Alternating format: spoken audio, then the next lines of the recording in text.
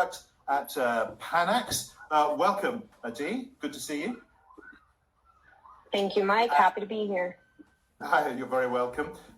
You've seen everyone else go through this process. You know I have the timer, and you get 7 minutes to tell us all about Panax. Adi, over to you.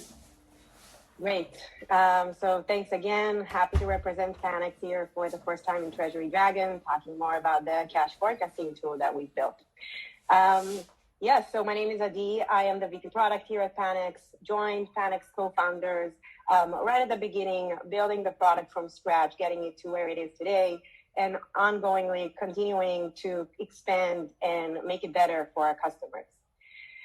So who are we? Panax was built by finance professionals that have seen the pain of growing companies becoming larger, having more complex treasury, but at the same time not having enough resources, having smaller teams of finance folks that need to account for that cash and report for it on an ongoing basis, having it be challenging and very resource intensive. We have built a solution that serves companies in many industries and globally spread.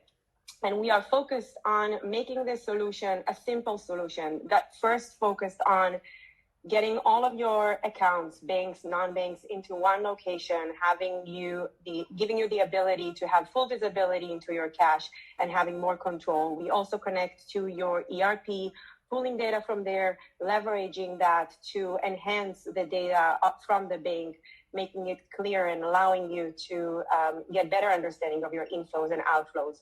All of this with almost no IT necessary and a very simple setup that this is what we are here to do. So according to a recent Treasury Dragon poll, and as Mike was just saying, it looks like the current poll as well, about 63% of respondents are actively considering or looking for a cash forecasting solution, which is what I'm here to tell you more about. And we believe that there are a few challenges. I think that was a question from the Dragons right at the beginning of why do corporations don't take the step and actually pursue a tool. Whether you are using an Excel today or a tool that doesn't necessarily fit your business, we believe there are three challenges that are currently blocking teams from building a good and accurate forecast for their business.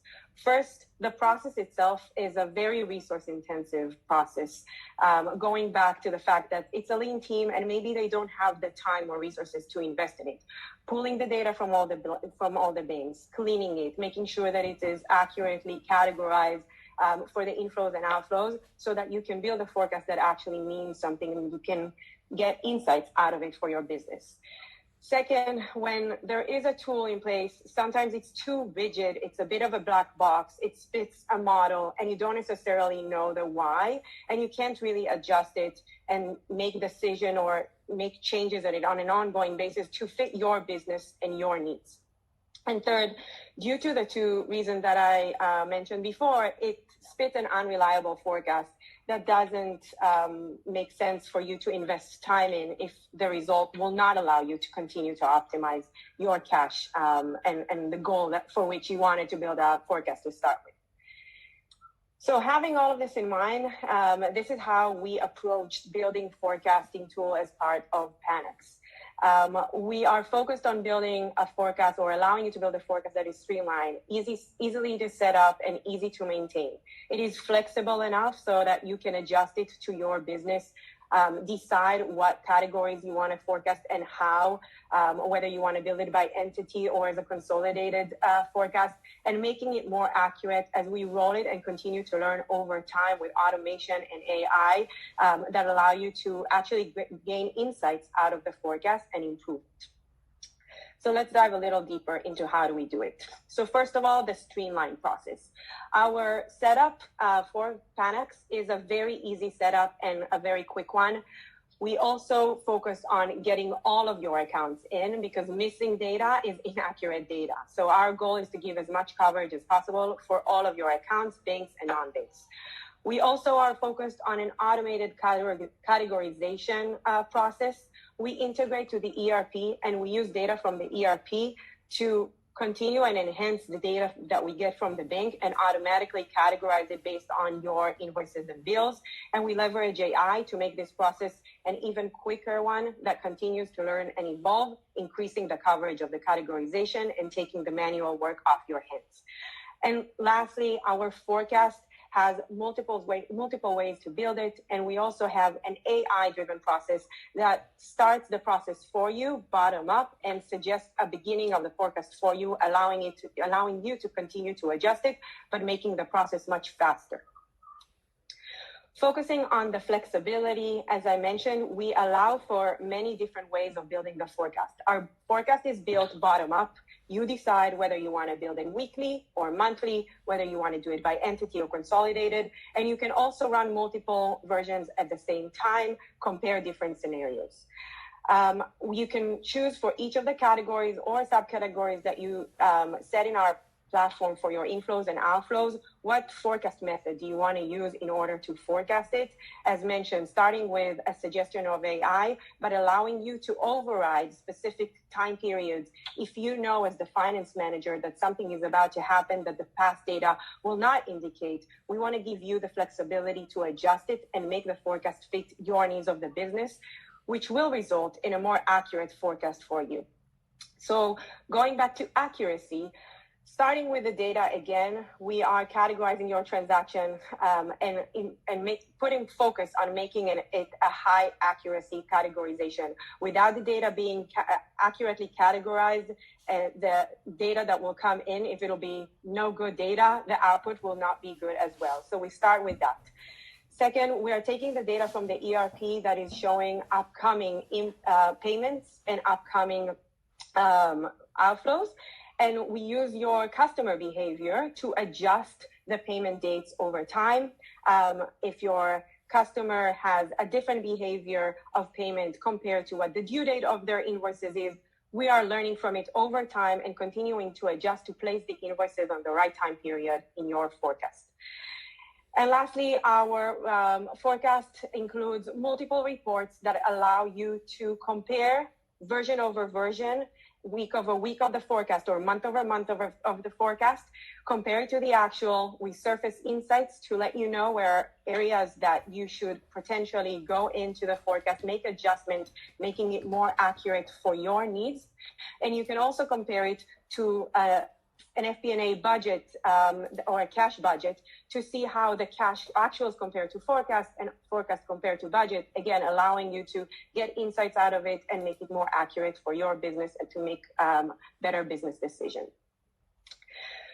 So to summarize it all, the way we believe the forecast should be built is in a more streamlined, easy to set up, easy to maintain, flexible, fit your needs of your business, and resulting in a more accurate forecast that will allow you to make better business decisions. Thank you.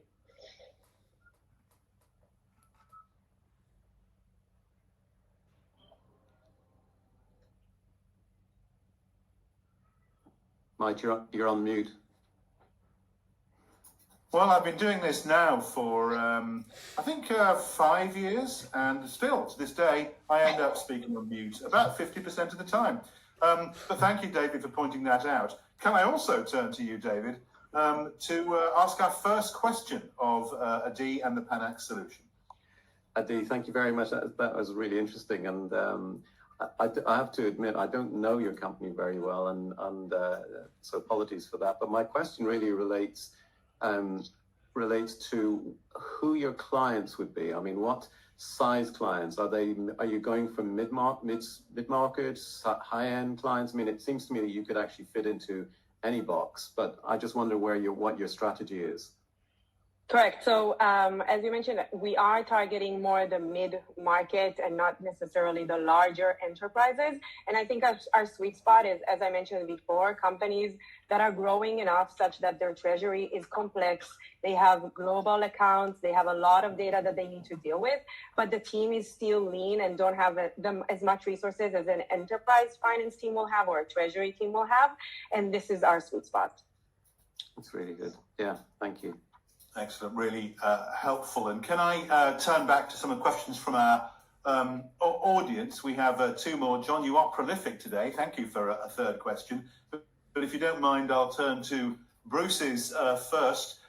Bruce would like to know whether your forecasting offering will allow both bottom-up forecasting, so bank transaction data, and top-down forecasting, so use general ledger data by organization. Are those two options both possible? So as mentioned, our forecast is built as a bottom-up approach, starting from the cash and the data from the bank. We do pull data from the ERP to incorporate in the forecast, and we do allow to also add a budget to compare the forecast compared to it, and that can be more an FP&A or a top-down type forecast that you can enter to the system. That's great. Thanks for that. And John, I know you've asked three questions, but they're all quite reasonable questions. John would like to know, is there any evidence that automation increases cash forecasting accuracy? He says, if I need to make a case for investment, what would I say? Do you generally see that people using the solution do get a more accurate cash forecast, or is that down to really things beyond the control of any platform? So I do believe that automation increases accuracy, and starting with just human errors, but also just the ability to take so much data in, I think is almost impossible when you want to load everything manually to an Excel. I would start again with a categorization piece where each and every transaction needs to be put into the right category in the right line in your forecast. And automation and AI is the perfect solution for making it better and increasing the accuracy. But also the ongoing rolling, you don't need to do it by hand and create a new version or a new tab in your Excel, copying, asking someone's input. By having a tool do it for you, you avoid those mistakes and by definition, get a more accurate output. Tremendous, John. I hope that answers your question. And Adi, thank you very much for being with us. And we hope to see you again on Treasury Dragons soon. So as we say goodbye to Adi, Dragons stay with me. It's that time where I ask you to give us a sense of what you thought of what's happened. Royston, do you want to give us a quick bit of input, pleased with what you saw? Thank you, Mike, because I'm going to have to drop off shortly as I've got a 4 o'clock hard stop. Look, what I heard today was very promising. It's interesting that,